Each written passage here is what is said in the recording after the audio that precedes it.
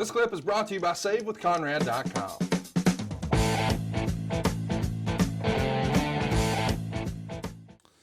It's going to be an interesting story. I'm excited for us to dig down into it. We should mention again the Monday Night War thing. We still haven't really embraced what it's going to become. He doesn't even wrestle, he being Bret, pronouns pal, on the show until March 1st. He faces Fatu and goes 15 minutes and 6 seconds before getting the win with a sharpshooter. So it's almost 2 months from the time the show is relaunched to when the world champion is in the ring on the show. We're still figuring out sort of what the new normal is and what the direction of Raw should be, I assume, right? Well, no, I mean, again, we go back and you go back in the archives and listen to some of the things about what Raw was supposed to be in the beginning. And I always laugh at it when I go back and think about what we were trying to do. And what we were trying to do from a budget standpoint, we had primetime wrestling on Monday nights where we would bring in a lot of talent and as guests and do kind of a panel type television show. As we looked at it, that was becoming very expensive to pull people off of the road in the middle of tours to come in and do this. And then you had to put them up in hotels and what have you. Business overall was kind of down. And the thought of, do we concentrate on the Northeast and do we maybe build an arena in Stamford, take the warehouse that we had at the time and turn that into an actual studio arena.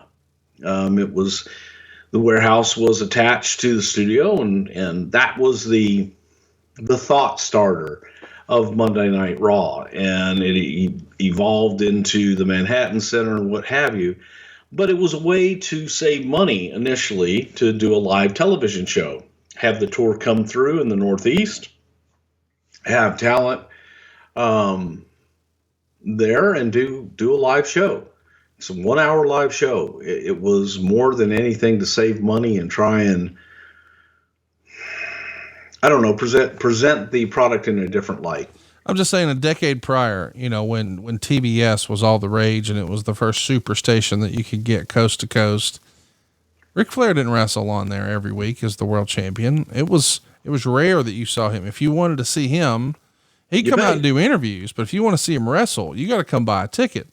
And this is before television rights and all that are really all the rage. And yeah, there may be line items. You're getting a little bit here or there, but by and large, you're a live event company. You're a pay-per-view company. If you want to see the world champion, you better buy a ticket or go down and buy a pay-per-view, right? Absolutely. And this was an opportunity to expose your stars, but we also wanted to give them a little extra and to have a little bit more competitive matches. Not to the extent of what it would become. However, this was the infancy of trying to do that. So let's get to the Rumble match. We should mention Razor's coming in with a bad knee. They'd still have a good match though. 3.25 stars according to the Observer. 17 minutes and 52 seconds is what it takes for Bret to win with the sharpshooter. What'd you think of the match? Bret wrote in his book that Razor was quote unquote still so green. And I'm curious to hear your take on this match.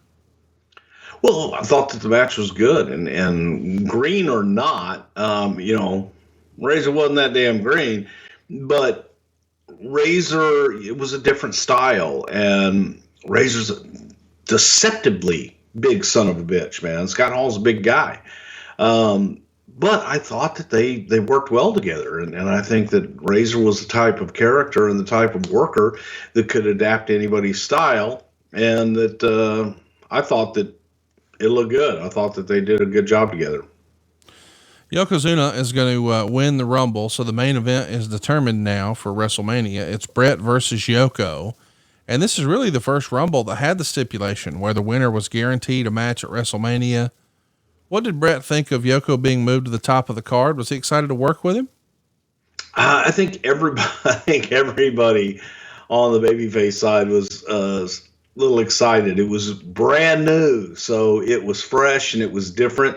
And I dare say beyond Andre the Giant that there wasn't a heel like Yoko. anywhere in the business, especially at that time. I think that some of the bigger guys in the history of the business had been positioned as baby faces, and you can go back to Haystacks Calhoun, Happy Humphrey, Andre, the McGuire twins, but big guys like that were positioned as baby faces for the most part. And in comes this, big killer Yokozuna that is going through everybody and decisively, to the point where you're looking at it going, how do you stop it? Hey, it's Conrad Thompson. Thanks for checking out the podcast here on YouTube. Be sure to hit the subscribe button and the notifications bell so you get a notice anytime we upload some new content.